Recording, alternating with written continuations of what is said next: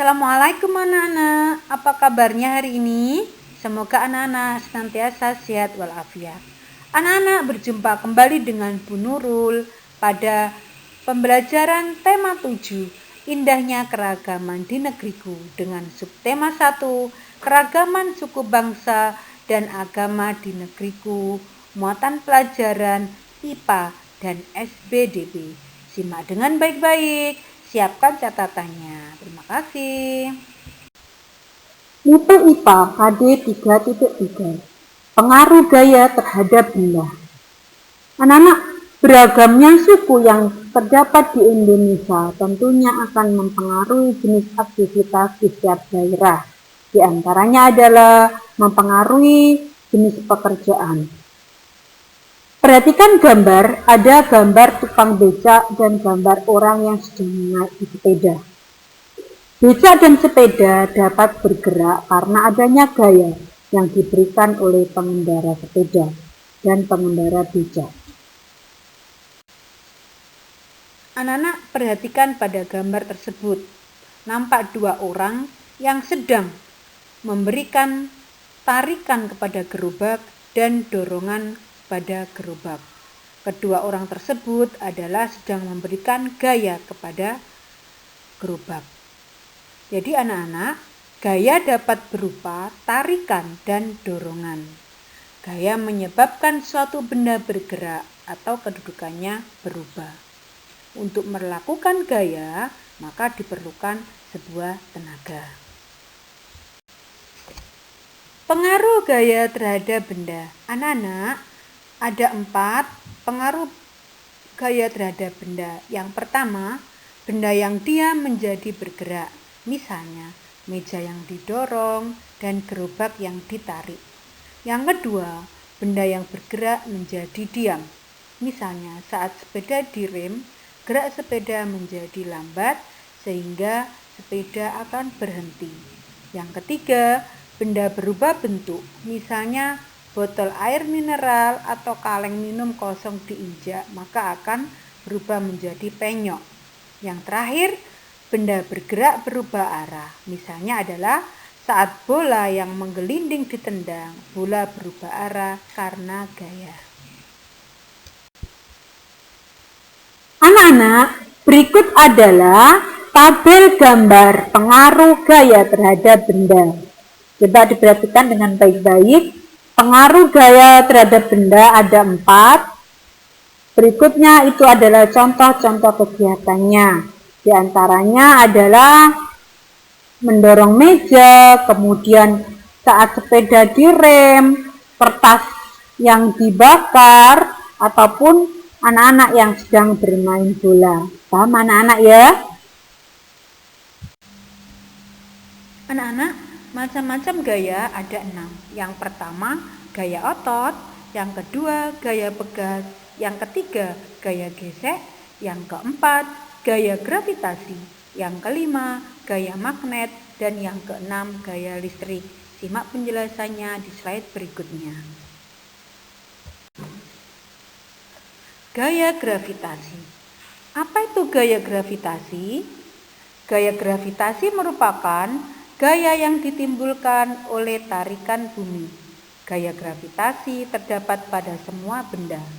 Semakin besar massa atau berat benda tersebut, maka semakin besar pula gaya gravitasi yang ditimbulkannya. Contoh gaya gravitasi, perhatikan pada gambar. Terdapat pohon, kemudian buah apel yang jatuh ke bawah. Benda yang dilempar ke atas akan jatuh ke bawah. Dan benda akan selalu jatuh ke bawah. Gaya berikutnya adalah gaya otot. Anak-anak, coba perhatikan gambar contoh-contoh gaya otot. Gerakan push up, mengangkat benda dengan menggunakan kedua tangan, mendorong dan menarik gerobak, kegiatan membajak dengan sapi, mendorong mobil yang macet, kuda menarik gerobak. Gambar tersebut merupakan contoh gaya otot.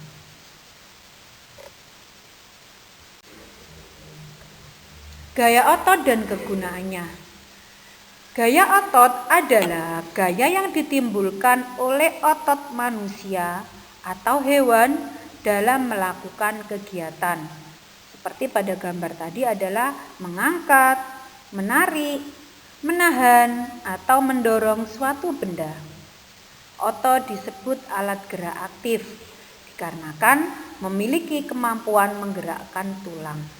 Jika otot digunakan terus-menerus untuk melakukan kegiatan yang berat, otot akan mengalami keletihan. Maka jika dipaksakan untuk melakukan kegiatan, otot akan mengalami cedera otot atau kram otot.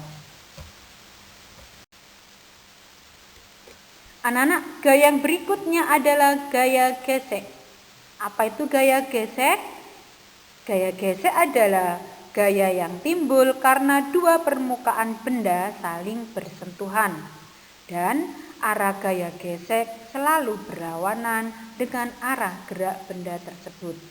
Contohnya, gaya yang bekerja pada rem sepeda, gaya yang bekerja pada pensil ketika menulis, kemudian gaya ketika menarik almari. Jadi gaya gesekan yang terjadi antara almari dengan lantai, pensil dengan kertas. Paham anak-anak ya? Gaya pegas.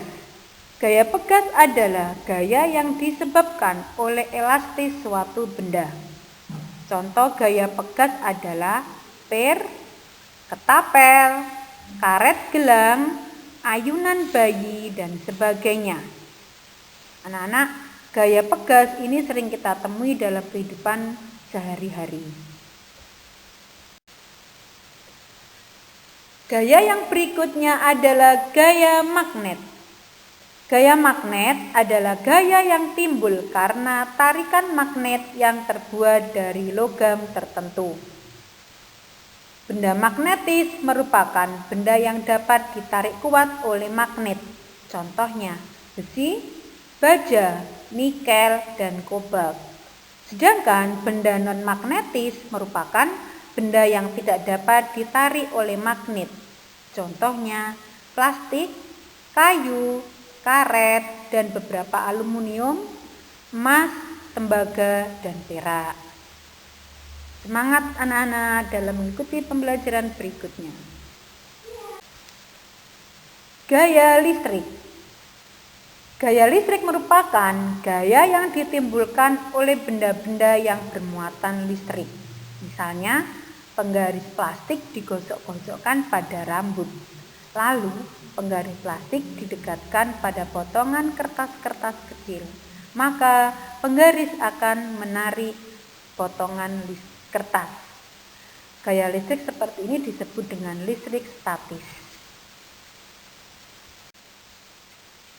Nah anak-anak, setelah kita mempelajari IPA tentang gaya, maka saatnya kita menyanyi terlebih dahulu.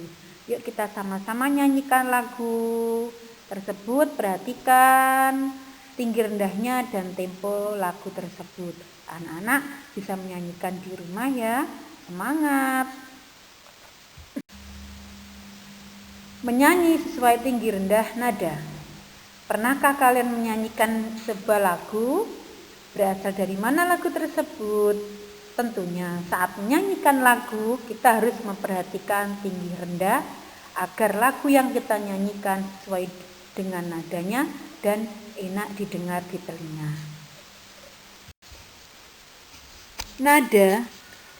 Nada adalah bunyi yang teratur. Nada memiliki bunyi rendah dan tinggi.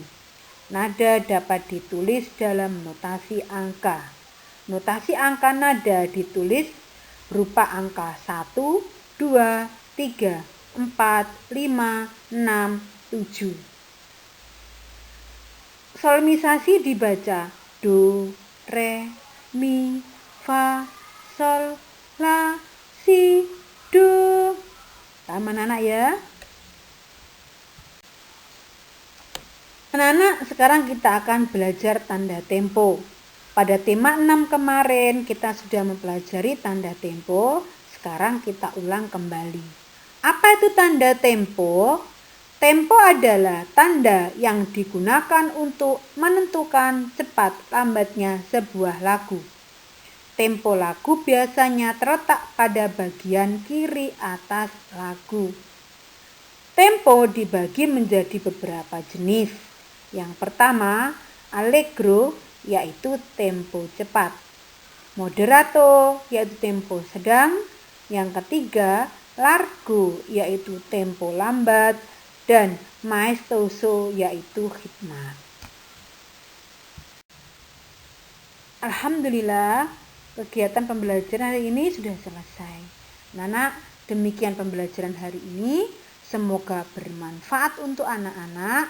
Jangan lupa tetap patuhi protokol kesehatan, menggunakan masker, jaga jarak, jaga kesehatan kita. Wassalamualaikum warahmatullahi wabarakatuh. See you again. Bye-bye.